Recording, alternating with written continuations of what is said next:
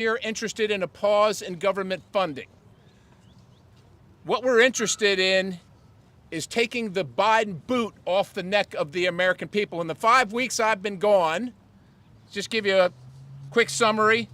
Card check rolling out of the Department of Labor. The Department of Justice, of course, continues to prosecute their political enemies while leaving criminals run rampant across our streets. The president disrespected and insulted the people of Hawaii after their houses were burned down. Alejandro Mayorkas is literally daring us to impeach him. He can't be bothered with whatever the law says. The people that I represent, American citizens, are now being forced to compete against workers, people coming illegally in the form of hundreds of thousands every single month across our southern border. The people in the city that I represent, the capital city of Harrisburg, are dying from fentanyl this week, and there's not a damn thing being done about it. Not a damn thing being done about it. We are sick of the theater.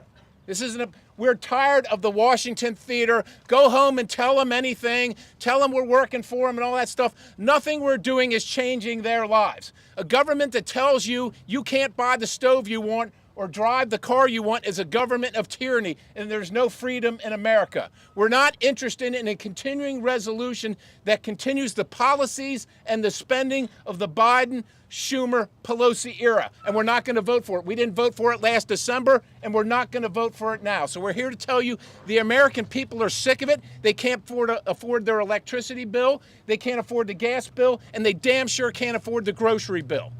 We're here to put our foot down and say to this place right here, it stops now. The power of the purse is in the legislature. And the way you stop all this craziness of the Biden administration, the tyranny of the Biden administration, is to stop giving them money. With that, I turn it over to the great senator from Florida, Mr. Scott. Thank you, Chair Perry. So first off, let's look at what's going on here. We've had a 1.8% increase in our population since 2019. The budget's up 55%. Would anybody do that with a personal life? Nobody would do that. That's $400,000 of new spending per new person. This is unconscionable what they're doing. We're never going to get inflation under control. We've got now if you're going to get a mortgage, it's over 7.5%. If you're going to get a car, your interest rate's at the highest in 23 years. If you have a credit card, the highest interest rate on credit cards, I think, in history. So the Biden administration, their economics is hurting all of our families. I thank God for what the Freedom Caucus is doing in the House. If they wouldn't stand up, if they don't stand up, nobody's standing up. They stood up on the debt ceiling, and they fought for a great bill. Unfortunately, it didn't end up that way, but they fought for a great bill. We've got to stop this insanity. On top of that, in my state, we've had 2 hurricanes. I can't make sure the federal government's funded to even take care of disasters. And the Federal Secretary of Agriculture won't even give money to my farmers and my ranchers for the hurricane 11 months ago. So I have a bill that we're going to get that done also. But thank God for these people standing up here, or this will not change. Now I'm going to turn it over to Chip. Thanks, Senator. Well, thank you, Senator. Thank you to my friend, the chairman of the Freedom Caucus, Scott Perry, and all my colleagues here and friends who are representing people from across this country who are fed up. They're fed up of a government that's out of control. And here's the thing. Our founding fathers, in creating this country, created separation of powers. It is incumbent upon those of us with election certificates, particularly in the House of Representatives, but also the Senate, to stand up at this end of Pennsylvania Avenue and hold the other end of Pennsylvania Avenue in the executive branch accountable. A president and an executive branch that is out of control. My question for my colleagues, particularly my Republican colleagues, is when is it enough? When is it enough to stand up and do what you campaigned to do and use the power of the purse to stop this administration from trampling the American people? Spending is out of control. The federal government will spend $2 trillion more than it takes in this year to fund the very agencies and programs at war with the American people. Inflation is opposed to 17% across-the-board tax on Americans. We've added $1.5 trillion in debt since the so-called debt deal. We are now spending more on interest on the debt than we are in defending the United States of America. The Department of Defense is threatening our national defense by turning our military into a social engineering experiment wrapped in a uniform. COVID tyranny is rearing its ugly head again. It was announced today, CIA whistleblowers told the COVID Select Committee that the CIA bribed its own analysts to deny the Wuhan lab leak theory. Yesterday, the FDA approved new COVID-19 boosters for children as young as 6 months old, and we haven't even had clinical trials. We're funding a healthcare system broken by Washington and big insurance while average Americans foot the bill. Energy. We're destroying our ability to have reliable energy. The Inflation Reduction Act's $1.2 trillion handout to unreliable wind and solar, big corporations and rich leftists, and the Chinese Communist Party remain in effect right now. DOJ is advancing a politicized form of justice, targeting former President Trump, targeting dads like Scott Smith in Loudoun County, which thankfully Governor Youngkin just pardoned. Mark Houck, Philadelphia, Pennsylvania, for defending his son. And perhaps most of all, as a Texan, and for all of us, particularly a few New Yorkers these days, perhaps people are paying attention to a border that is so devastatingly broken that Americans are dying. How many moms do I have to sit next to in another round table in Texas who lost their son or their daughter to fentanyl? How many migrants have to die in the back of a tractor trailer in San Antonio? How many have to die in the Rio Grande? How many girls have to get sold in the sex trafficking trade before this body will wake up and stop an out-of-control president? Enough. Why would we fund that? That's my question for the Republican leadership. Why will you fund that? Let me be very clear. I will not continue to fund a government at war with the American people. We are here to change it. It is time to end it. And I'm proud to stand with these patriots to do that. I'm going to yield to the senator from Utah, Mike Lee.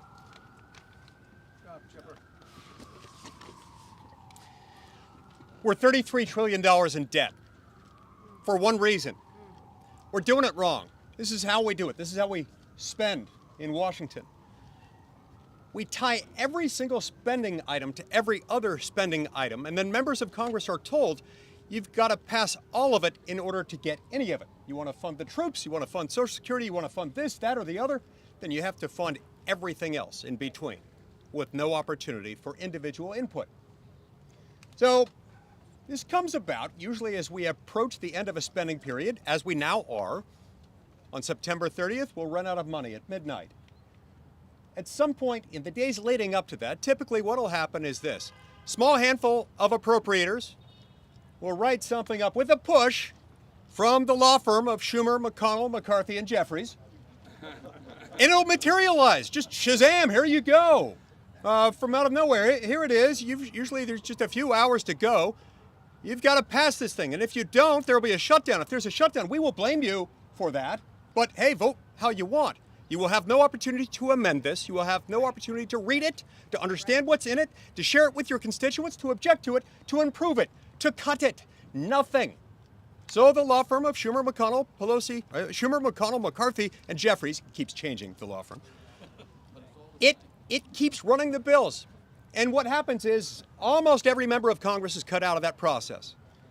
And what that means is that the hundreds of millions of people that most members of Congress represent are in turn cut out of the process. This process will continue, and its deadly deficit and debt ushering consequences will continue to devastate America until it no longer works. But it will work as long as members vote for this. It's time for the American people to expect more. It's time to expect an actual process and for members of Congress to have a say. It's now my privilege to turn the microphone over to somebody whose hairstyle I recently chose to emulate. A gift to the American people, an American patriot, Kevin Roberts, the president of the Heritage Foundation. Yes, Congressman Roy, I get credit for the hairstyle. I'm here to talk about the millions of Americans who don't care about a conversation about a shutdown. They don't care about a conversation about a continuing resolution. To them, that's just DC speak that gets in the way of what they're feeling. They're feeling, on the one hand, the greatest inflation that we have felt in this country in decades, a direct result, not just of overspending, which is what a short-term continuing resolution would continue to do, but cowardice, political cowardice, by men and women who are elected to do better than that. If you want the American people to continue to be disaffected, disillusioned, desperate for some sort of solution, then pass a continuing resolution. Talk about a shutdown, but in fact, that's not necessary. The House of Representatives mustered 218 votes for a great piece of legislation that was fiscally conservative. And then on another occasion, they mustered 218 votes for another great piece of legislation, which my friend, fellow Texan Chip Roy talked about, and that is securing the southern border. Let that be the guide. That's the solution here. Only in DC would this be complicated. Right. And so for us at the Heritage Foundation, we're really motivated by ordinary people, as all of these men and women behind me are. And I think about our new friend, Elise Tambuga in Texas, who just in March of this year lost her mother and her 7-year-old daughter because a human smuggler with 11 illegal aliens in his truck got into an accident with the two of them.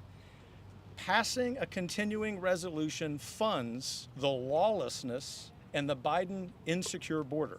It is imperative that we think more boldly than this. And in fact, thinking boldly in this case is just common sense. So the Heritage Foundation is very grateful to stand with all these patriots behind us. And I'm grateful to turn this over to our friend, Congressman Ralph Norman of South Carolina. Thanks, John. Thank you, Evan. John. You know, I now believe that most politicians in Washington, D.C. don't believe in gravity. They just don't believe in gravity. And you know, you can disagree with gravity, and it's not the fall that gets you; it's the sudden stop. Well, we're on a sudden stop with the economy here, folks. National issues of overspending. I'm tired of it, as this group behind me has said. And I'm not going to read you all the list. Y'all know the overspending.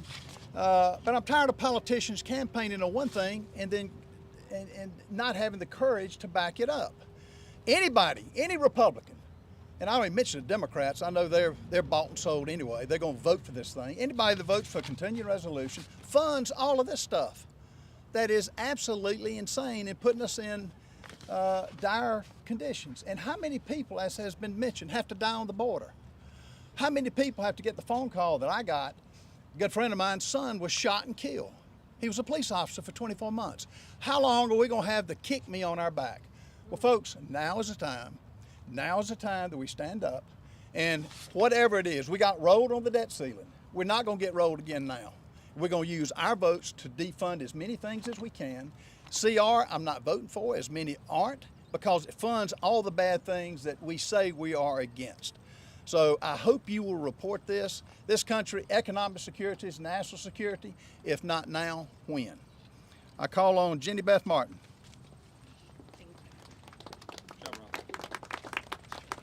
I'm Jenny Beth Martin with Tea Party Patriots Action. I'm here today on behalf of the 3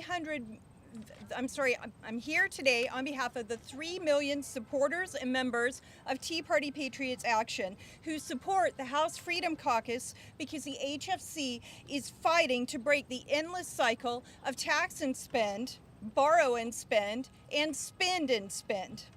Because the Freedom Caucus knows we simply cannot sustain the reckless spending. We need to cut spending. I'm also here today because the House Freedom Caucus is fighting to get the Biden administration to do its job and to enforce our immigration laws. The Democrat governor of Massachusetts just declared a state of emergency. The Democrat governor of New York is begging Washington for help. The Democrat mayor of New York City says illegal immigration is going to destroy the city. All because the Biden administration won't keep our nation's borders secure. So I have a simple message on behalf of our 3 million supporters. No security, no funding. Add the language of the Secure the Border Act to the continuing resolution and cut spending, or don't expect to see it pass. No security, no funding. Thanks, Jenny Beth. Thank you, Jenny Beth. Jenny Beth, good job. I'm Congressman Dan Bishop. Ladies and gentlemen of the media, do you remember in January, when we took 4 days to seat a speaker, do you recall it being said that we were going to, that 4 days of delay was going to horrifically delay the work of the Republican majority in the House? Is it really possible that we are now standing 8 months later and do not have a spending plan that 218 members are prepared to support on the floor?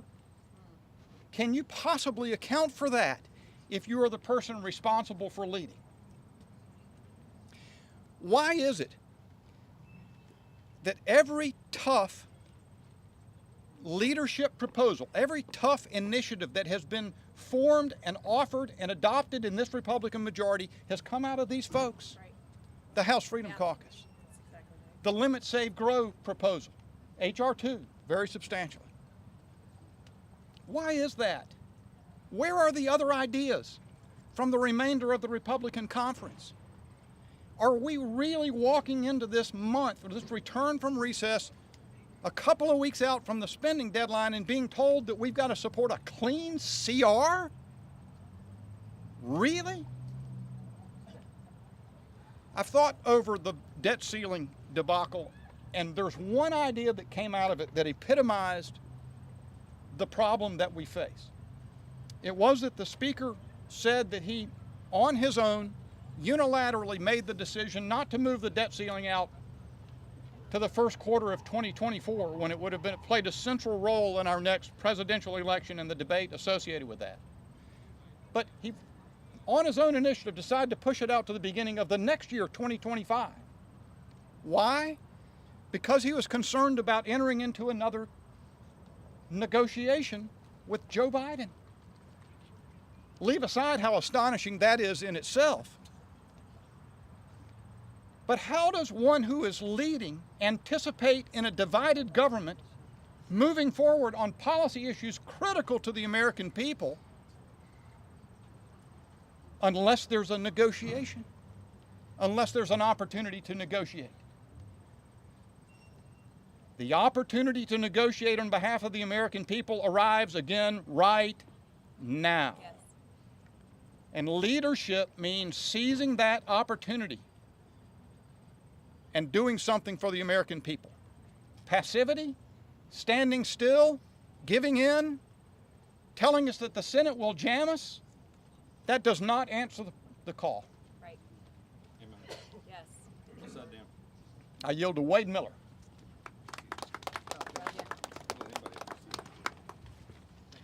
Hi, thanks for coming today. I'm a Marine veteran, and I hate to have to say this, but I would not want my son or daughter to serve in today's military. I say that even though one of my grandmothers served in World War II, both of my grandfathers served in World War II, my father served in Vietnam. I did 3 deployments in Iraq. Just one example of why I feel this way. Right now, General C.Q. Brown has been nominated to be the chairman of the Joint Chiefs of Staff. Aside from serious command and readiness failures, General Brown has openly advocated for systemic racism and sexism in promotions. That's a clear violation of the 14th Amendment. What would happen if any other senior officer tried to predicate promotions to preference white males? They'd be court-martialed. This man is being promoted. Why are we funding that? Over a third of the senior military officers that are currently being held have espoused similar views. We have a weaponization of the DOJ and the FBI. Political opponents are being targeted, and Americans with different opinions are treated differently than those with regime-friendly viewpoints, showing very real constitutional due process concerns once again. And I fully support impeachment, but impeachment is not a replacement for accountability through government funding and the power of the purse. We find ourselves hearing from those on the left right now, the very same people who recently shut down American communities for well over a year, who destroyed tens of millions of families, small businesses, schools, and churches, that they will block government funding if it happens to fix many of these problems. That's problematic. Republicans should challenge them to do so by putting forward a CR that legitimately addresses these concerns, including border security, COVID tyranny, and the national debt. Finally, I applaud all of those conservatives standing here who are signaling that enough is enough, that it is finally time for Republicans to take a stand to protect Americans. And with that, I'll turn it over to Representative Clyde. Thank you, Wade. You know, back in January, we fought to fundamentally alter the way this institution works. We fought to restore the people's house. And while we were successful in delivering transformational change, our fight doesn't end there. In the early summer months, we fought against the Biden-McCarthy Fiscal Irresponsibility Act because this spendthrift deal was disastrous for our nation's financial future. Now we're faced with the battle of funding the government. And just as before, we're not interested in giving up when the going gets tough. We're not interested in allowing Washington to revert back to serving the swamp instead of serving the American people. And we certainly aren't interested in rubber stamping the big government socialist agenda of Joe Biden, Chuck Schumer, and Nancy Pelosi, or their out-of-control spending levels and woke policies from the last Congress. The country gave House Republicans the majority to change the course of Congress. Greenlighting a so-called clean or unqualified or blind CR is completely out of the question. It would endanger the Republican majority and endanger Speaker McCarthy's leadership. We will not kick the can of addressing excessive government spending down the road again in order to buy the uniparty more time to produce yet another horrendous backroom deal. Such a decision would not only lead us to fail in delivering on our promises, but would ultimately fail the American people who sent us here to fix this broken system. As a new and conservative appropriator, my top priority remains passing each of the 12 appropriation bills in a conservative and fiscally responsible manner, meaning true FY22 top-level spending, just as we vowed to do. If our Republican colleagues share this goal, then it's past time that we put in the work to achieve it. Now, in terms of a short-term solution, I will oppose any CR that fails to include the qualifications that my House Freedom Caucus colleagues and I have outlined. That means the significantly increased border security of H.R. 2. After all, we all voted for it. Eliminating the weaponization of the Department of Justice and ending the woke policies that continue to undermine our military's combat readiness. Furthermore, I will also oppose any additional blank check for Ukraine. We simply cannot continue funding wasteful, reckless, and woke policies that are destroying our great nation. Capitulating to the swamp is not an option. It's time to fight and win for real change on behalf of the American people. I'd now like to turn it over to the President of Freedom Works, Adam Brandon. Thank you very much. The single greatest threat to the United States is not China, it's not AI, it's our debt. It's $32 trillion today. In less than 10 years, it's $50 trillion. Are we all going to be back here in 10 years dealing with $50 trillion in debt? We know this problem is coming. Just simply transferring all this debt to future generations is absolutely immoral. It's absolutely immoral. I'm so proud of these folks for coming here and actually taking on this issue. It's a thorny issue. But what's really ironic to me is that a lot of these folks back here, I'd say a lot of millennial voters aren't exactly supporting them, right? They tend to vote more left. This is the only group in town that's actually defending the millennial interests. They're standing here for future generations that don't even support them. That's crazy. But I applaud them for doing this. I applaud them for stepping up for future voters. So 10 years, we don't have to have another stupid press conference about our debt. Let's actually start dealing with it now. So I'm going to turn it over to Congressman Good. Thank you, Adam, and thank you to my colleagues, and thank you everybody for being here today. You know, we have a Republican majority, and yet we are on the verge of a $2 trillion deficit with a Republican majority and about to spend $7 trillion this fiscal year. We don't need a Republican majority to do that. Right. January was about us not doing what we've always done and expecting we'd get a different result. January was about us, when we have the majority, not passing major spending bills with a majority of Democrat votes. And yet we had a coalition of conservative policymaking going on through April until the failed Responsibility Act. And what was the failed Responsibility Act? That was when Republicans and Democrats came together, minus the people behind me, came together and raised the debt ceiling to an unlimited amount through January of 25, as much as we in Congress can come together and gleefully spend until January of 25. And there's one thing Congress is good at, it's spending money. And that's why we have, as others have noted, $32 trillion national debt, on our way to 33, probably 35 by the time this Congress is finished, a year and a half from now, over $100,000 per American citizen. With a Republican majority. When we campaigned on fiscal responsibility, when we campaigned on cutting our spending, when we campaigned on fighting for Republican policies and reversing the harmful Biden, Pelosi, Schumer policies under which the American people are suffering today. And the days of reckless spending without consequence are over. We're seeing record inflation, 40-year high inflation because of the massive spending. We're seeing interest rates raised in a futile attempt to combat the inflation that we've caused through our spending, and those interest rates are further crushing the American people. And yes, we're seeing our credit rating lowered for only the second time in history, which further causes interest rates to go up and further oppresses the American people. And yet we cannot get our Republican conference to come together and pass 12 appropriation bills on time that cut our spending with only the modest goal of going to 2022 levels overall, 2019 pre-COVID for non-defense discretionary. That is a modest, embarrassing low $115 billion cut when we're running a $150 billion monthly deficit. Yeah. There's some disagreement on how far we should go. There's some disagreement on what policies to put first, but fight for something for the American people. Hear, hear. They didn't elect a Republican majority to cave to the Democrats once again. I call on the Speaker. We call on the Speaker to be a historic, transformational Speaker that for once stares down the White House, stares down the Senate, and stands strong for the American people and says no. We can pass all of our appropriation bills, maybe not by September 30, unless, you know what, we work. You guys are ready to work the last week in September, right? Don't send us home that last week in September. Keep us here to pass our spending bills, advancing Republican priorities, and cutting back to the pre-COVID levels. And then if Schumer wants another Schumer shutdown, let him have it and let him defend it to the American people. So I stand here with my colleagues today in solidarity to fight for the American people, and I yield now to Dave McIntosh of Club for Growth. Great job, Bob. Good job, Bob. Good job. Powerful. You all have heard very eloquent remarks today, so I'll keep mine brief. Woke deficit spending is ruining this country, and it's time that it stop. These men and women are the leaders carrying that message.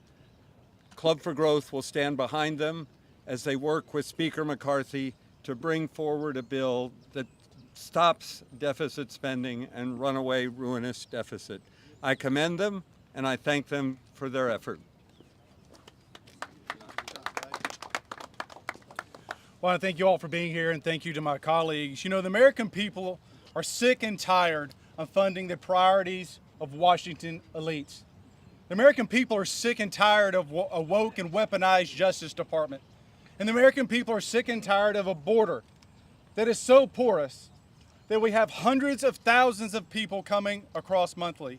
We have 85,000 children that are unaccounted for. I was just in Tucson, and I went south to the border. You have miles and miles of fence. And roughly every quarter of a mile, our government has cut holes in the fence. The so-called deer crossing, there was no deer tracks. I'm a country boy from Tennessee. There was footprints, there was carpet shoes used by the cartel, and there was paraphernalia. I found birth control of a woman who couldn't afford to pay her fare, so she had to work it off on her journey. These feckless policies of this inept, corrupt administration, we will not fund. It is time that we draw a line in the sand and say, hell no. This economy is like the Titanic. It's on a course. There's a collision ahead, and if we don't correct course, the outcome will be catastrophic. I yield to Rosemary. I represent Numbers USA, which is a grassroots organization that focuses exclusively on immigration.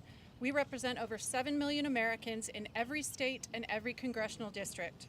Regardless of whether you are a Democrat or a Republican, or you live in a red district or a blue district, the border crisis affects all of us. But the people it affects most of all are low-income, working-class Americans and recent immigrants who have to compete with illegal aliens for jobs, scarce state and federal resources, healthcare resources, and affordable housing. Their kids are in overcrowded public schools, their wages are stagnating, and their grocery bill is soaring. The House of Representatives has already passed the solution to the border crisis, H.R. 2, the Secure the Border Act, but it's languishing in the Senate. The only leverage the House now has to move H.R. 2 across the finish line is the constitutional power of the purse. Congress cannot continue to fund this administration's efforts to escort as many illegal aliens into the United States as possible under the guise of either illegal parole or catch and release. To do so would make Congress complicit in the open border policies of this administration. The House must attach H.R. 2 in its entirety to the spending bill and pass that. No security, no funding. Thank you very much, and I am turning this over to Kiso. Right here. Thank How you. are you? Thank you. Thank you for being here. You have heard very eloquently from my colleagues. I appreciate the senators being here to support us, but this is the opportunity for the House of Representatives to do its job. I just got back from what we euphemistically call the August recess. I want to share two things with you. First of all, last Thursday night, I was with a group of my constituents who are so frustrated with the federal government. The spending, the tyranny against the citizens. It was amazing to me to hear what they are so frustrated, even angry about. The second thing is I visited several food pantries in my district over the recess. Both of them, plus one just outside of my district, told me that their surge under Bidenomics is worse than the COVID surge. Think about that. Bidenomics is torching the American family. Those are two Main Street stories that I want you to focus on, because we can talk theory, we can talk esoteric theory all day long, but our families are hurting. Let's get the job done. Let's do our job in the House of Representatives, and I will turn this over to Andy Roth. Good afternoon. My name is Andy Roth. I'm president of the State Freedom Caucus Network. My job is to help state lawmakers create state freedom caucuses all across the country. No security, no funding is the only sane and responsible path forward in a country where we are $32 trillion in debt. Hundreds of thousands of illegal aliens are crossing the border unimpeded, and our justice system is weaponized against the Biden regime's political opponents. Pretending that these are not existential problems and trying to paper over these issues with increased earmark spending and yet another blank check for Ukraine is actually insane. To the House Freedom Caucus members behind me, all of our State Freedom Caucus members are foursquare behind you. We have 135 state lawmakers in 11 states representing millions and millions of hardworking Americans. In Arizona, Illinois, Pennsylvania, South Carolina, Idaho, Georgia, South Dakota, Wyoming, Montana, Louisiana, and Mississippi, our members are standing and cheering for you, letting their constituents know who the real fighters are in D.C. and who is standing in the way. We all know you'll stay strong and committed, and we thank you for it. We're growing the team of your supporters. Let's go. Clay Higgins, Congressman from Louisiana. I thank you all for being here, and I appreciate my colleagues for standing with us today. Before you, ladies and gentlemen, Americans at home, you have the fighters within the House of Representatives. We're the men and women that represent the point of the spear, and we speak your voice. We feel your pain. The $33 trillion of debt that's crippling our nation's future has got to be stopped. We have to change the trajectory of spending, and we have written 12 appropriations bills, Republicans, under Republican majority. Some of us worked on these bills for over a year. These bills are set to be passed. There's a bit of a disagreement right now. We have faith, many of us have faith, that we can yet overcome that difference and pass these appropriations bills that have transformative conservative language, representative of everything that needs to happen to restore America's stability and financial security, our border security, sanity within our federal government, to push back on the weaponized federal government bureaucracies that are focused and targeted on American citizens. We have an opportunity to save our country or lose it. And a lot of that fight is going to happen in the next 2 weeks. A continuing resolution we oppose. We already voted no on the omnibus. They're asking us to support a CR that represents Democrat policies and insane levels of spendings that we've already voted no on. So we are prepared to work with our colleagues within the Republican conference to come together ultimately and pass these 12 appropriations bills. We're working right now, our offices and our staffs, to make that happen. We call upon the American people to stand with us. If we don't change the trajectory of spending, you young Americans are not going to have a country. You have $2 trillion of deficit spending this year. So the Treasury prints Treasury bonds, 20-year Treasury bonds. We sell those bonds to other nation states. That's how you finance your deficit spending. What are you going to do in 2043? What are you young Americans going to do in 20 years when your federal government, with the full faith and credit of your United States Treasury, are constitutionally bound to service $2 trillion of debt in that year? Be 1/5 of your federal revenue. You'll have no discretionary spending. The total amount of discretionary spending that we're arguing over right now is less than the deficit that we've accumulated this year. You young Americans better pay attention to who's actually fighting for you.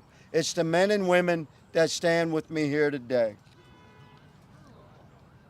I have a gentleman coming to speak behind me. Pay close attention because he uses words with many syllables. Tom Fitton, step forward, please, sir. Thank you, sir. Appreciate it. I'm Tom Fitton. I'm president of Judicial Watch, America's leading government watchdog organization.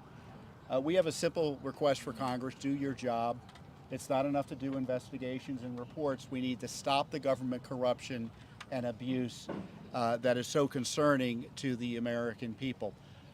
In this new budget fight, or basically the old budget fight that we're being asked to pretend is new, there's an inflection point. Are we going to continue to fund Republicans in the House the wild abuse by the Biden administration of its political opponents, the mass censorship of tens of millions of Americans, the border invasion we've heard so much about, and the other wild abuses of power that are right now fully funded with Congress? And I don't know what we're talking about with a clean CR. I see a dirty CR, a CR that will fund the worst of dirty politics and corruption in our federal government. And there's a positive moral obligation right now, not next year, but right now, to stop the abuses, the effort to jail Trump on pretextual, unprecedented charges in a way never seen before in American history. An obligation to stop right now the Biden administration censorship of tens of millions of Americans. The obligation to stop right now the illicit use of tax monies to fund abortions in our military and elsewhere. We need to stop right now the attack on children through the promotion of transgender extremism. We need to stop right now the lack of serious investigation into the Biden administration corruption, specifically Biden corruption. We need a Justice Department or a special counsel that has confidence of the American people. All of these issues can be addressed in this continuing resolution, and if they don't want to address it, that suggests to me those who vote for it are on the side of corruption, and those who oppose it are on the side of justice. Thank you very much. All right, we'll take a few of your questions. I got a question for Congressman Roy. Chip. Matt Gaetz said that you're the custodian of his hard copy of the McCarthy deal. Do you have that? Can you just enumerate for us, what's on that is making Gaetz say that he's, out of line with the agreement? Sounds like this governs it a lot. Yeah, this question's been asked and answered. I mean, we had a meeting of the minds and agreement with the Speaker in January. We all know what that is represented. Matt articulated a lot of those things today on the floor of the House. The fact of the matter is, let's be very clear, we talked about reducing spending. That was a part of the agreement. We all know that, and we talked about it publicly, and we haven't done that. Period. Full stop. We haven't done what we agreed to do. We talked about passing a balanced budget. We talked about actually passing a budget. We haven't done that, right? We talked about having term limits, bringing a bill to the floor. We haven't done that. So that's what Matt was getting at. And the point here is, we can go back and talk about the agreement, but the point here is the American people and the people suffering at home expect us to do our job. That's the point that we're dealing with here in September. So just one follow-up then, or two rather. One, is there a hard copy of that? I just would love to just kill that. Is there or isn't there? Yeah, I'm not going to get into that. I've talked about that. That's been asked and answered since January. Okay, and are you of the same mindset as him that if there's a CR introduced that you'll motion to vacate?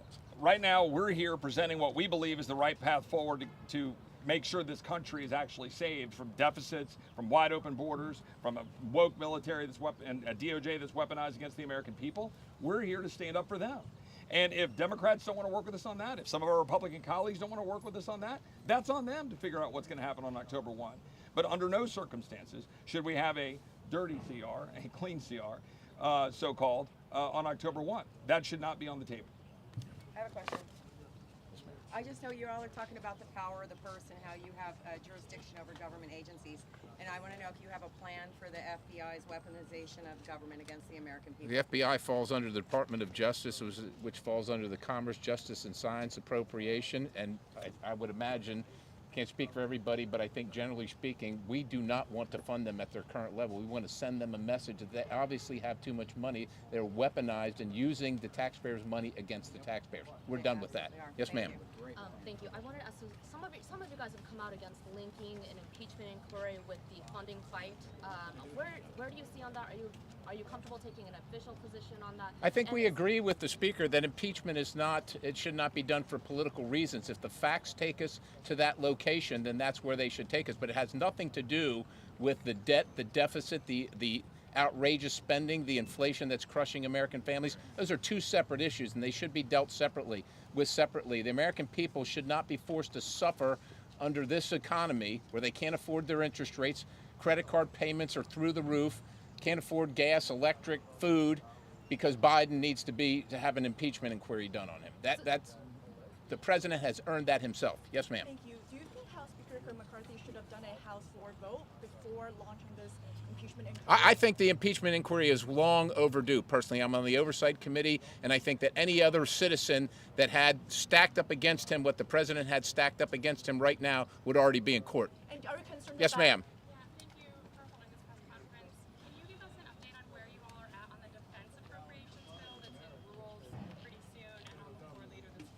Let me be clear. The Republican Party always wants to defend the nation and always wants to support our military. As a guy who spent 38 years in uniform, I understand that. But what we're not going to do is say that we're going to pass things without knowing what the plan is and knowing that it leads to the increased spending that is crippling our citizens. We're not going to do that. So we're going to have to see the whole plan is the point. Yes, ma'am. Before the recess, we were hearing from you that you hoped to talk over the recess about these spending issues, about the appropriations bills. What progress was made over these past several weeks? Well, apparently it's not enough progress. It's not enough progress because we're standing here before you today. We had conversations, but we need to get to it. We have a few days left, and we need to get to it. I'm willing to roll up my sleeves. I'm sure every one of these folks, including Senate candidates, would be willing to roll up their sleeves and get to work and finish this deal. We want to pass appropriations bills. That is our desire. We want them to be righteous. We want them to be the right number, and we want them to recognize the failed policy of the Biden administration and the crushing, crippling inflation that it's causing for our citizens back at home. Who's got a question? Yes, ma'am. Hi, yeah. The Speaker had previously said that he warned that Biden investigations would maybe get tied up if a shutdown occurred. Do you think with the launch of the impeachment inquiry, are you worried at all? That I'm not worried at all. These people are ready to work 360. We're going to be here working. If there's going to be an impasse in spending, we're going to be here working on that, right? So we can walk and chew gum at the same time. We can do two things at one time. So we can work on that while we're working on the inquiry. That's what we would do. Are you concerned that the Speaker might then use the inquiry as leverage against a shutdown? There's no leverage. If he's going to use it as leverage, we're going to let the American people know that's the leverage. All right, we're going to let them know. I don't suspect he's going to do that. So, and I'm making no claims that he would do that. And I don't think it'd be appropriate. All right, last question. Yes, ma'am. What actual evidence do you have as opposed to allegations to show to the American public that would merit an actual impeachment inquiry of Joe Biden and prove that today isn't just about some of you Oh, I don't know.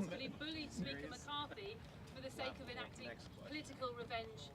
This isn't about political revenge. We have the bank accounts. We can see, ma'am, you can see that the homes that the Bidens own can't be afforded on a congressional or Senate salary. You also understand that it's not normal for family members to receive millions of dollars from overseas interests. Those things aren't normal. That's not normal to have 20 shell companies. These things are not normal, and it alludes to not only just widespread corruption, but money laundering, if not influence peddling itself. And we also have the president, the vice president at the time, on record saying that the prosecutor was fired. Well, son of a bitch, the prosecutor was fired, right? Because the prosecutor was going after the company that his son was working on. That's what we have. If you can't see that, if you are that blind, look, I'll turn it over to the attorneys. People can't see that. I think it's political. It's because you don't report on it. No, you're not. I don't think. I'm not sure how you know what the American people think, but here's what they might wonder. Actually, if you're a federal prosecutor, you would be asking yourself, how can there not have been an indictment for a FARA violation against Hunter Biden? How can there possibly, my understanding and discussions with staff have confirmed my impulse that this would be very much the basis of a Foreign Corrupt Practices Act investigation, given the circumstances that we know. The question is, it's funny, after we come out of the events that John Durham, for example, testified to our committees about how investigations proceeded through our investigative agencies without proper predication. It's not that you have to prove the case. It's not that, you understand, to this point, there's not been a single subpoena to a Hunter Biden bank account or a Joe Biden bank account or any other Biden family member's bank account. Because until an impeachment inquiry commences, that's not a jurisdictional possibility. Well, it would be stretching jurisdiction to do that. But there's ample predication at this point in time based on that very unusual set of circumstances, which is for no apparent payment for expertise or services rendered. Biden family members writ large received over $20 million. That we know of. That we know of. It is very simple for someone just to insist there's an absence of evidence. But if you can look in the face of that and contend that's, anyone has a right to their opinion. What they can't do is change the facts. And I invite you to go to the website clyde.house.gov/Biden crime family, and you will see all the evidence from the Oversight Committee. You will see all the evidence. And if you're willing to read it, I think you'll be convinced. Thank you all. Thank you. So at what point are you going to be vacating Kevin McCarthy since he's doing absolutely nothing?